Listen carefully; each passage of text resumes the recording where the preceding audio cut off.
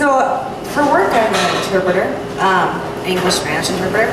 So I work with a lot of Hispanic, Latinx, Chicana folks.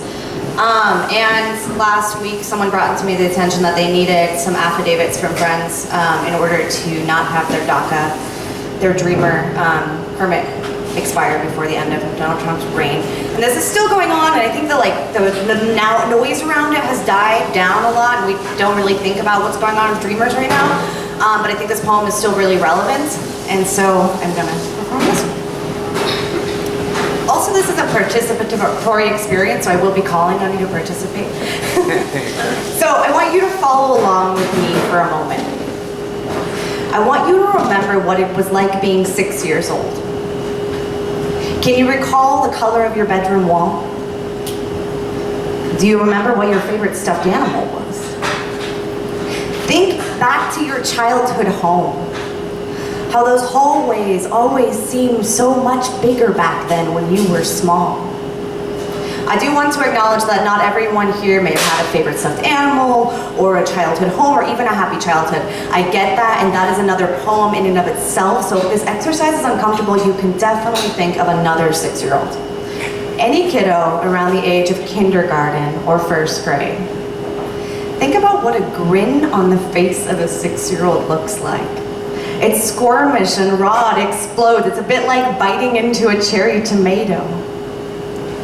Now think back to that bedroom, your bedroom. You have it in your head?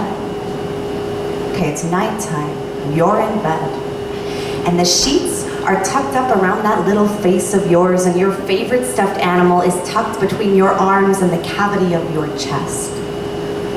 Your blinds are shut. Your door is shut. There's a night light lit in the corner to keep away all of your nightmares. You are safe. Dream. Nightmares. Dream. You wake and they are still there. You hear voices down a hallway that is not your hallway, in a language that is not your language. Your mother is asleep on the floor next to your brother, sister, and your other brother. This is not your home. This is not your room. Your mother's voice reaches to you in the darkness. Dream, my love. You are safe, I promise you. Just dream. 6 years old is the average age of the nearly 800,000 dreamers on the day they arrived to the United States. Just 6 years old. They entered school with the rest of us. Tomato wet giggled with the rest of us, may or may not know how to read or write in the language of their grandparents, may or may not have ever been to the country this country tells them is their home since coming here, since learning that bunny rabbit shoelace tie technique. I know a handful of dreamers more well-behaved than I have ever been, yes. My privilege is what's allowed me to fuck around and get away with it. To be loud and get away with it. To be antagonistic and get away with it. For that reason, I wanted to write a poem to remind us of our smallness. Like those hallways we roamed as kids, everything seems so much bigger when you're not taking up all of the space. I want you to look around you. Look at the tables, the walls. Imagine this space with none of us here. This space was never ours to take up in the first place. This space belonged to the Native Americans long before it belonged to anyone else. Look at your hands. Hold them up. Yes, you can breathe.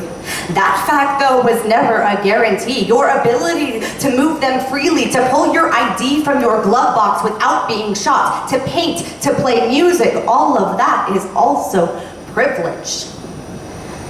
I'm not asking you to feel guilty right now. After all, white guilt is just another way of censoring whiteness. It suggests that our emotional comfort is contingent on someone else's liberation, and that only works to make this work self-serving and insincere, so don't go there. What I am asking, here's the part where you're going to participate, is that you take a moment with me to close your eyes and step into humility.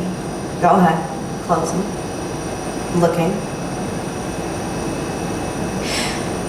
And on the count of 3, we're going to open our eyes, and when we do, as if for the very first time, I want you to wake up and show the fuck up.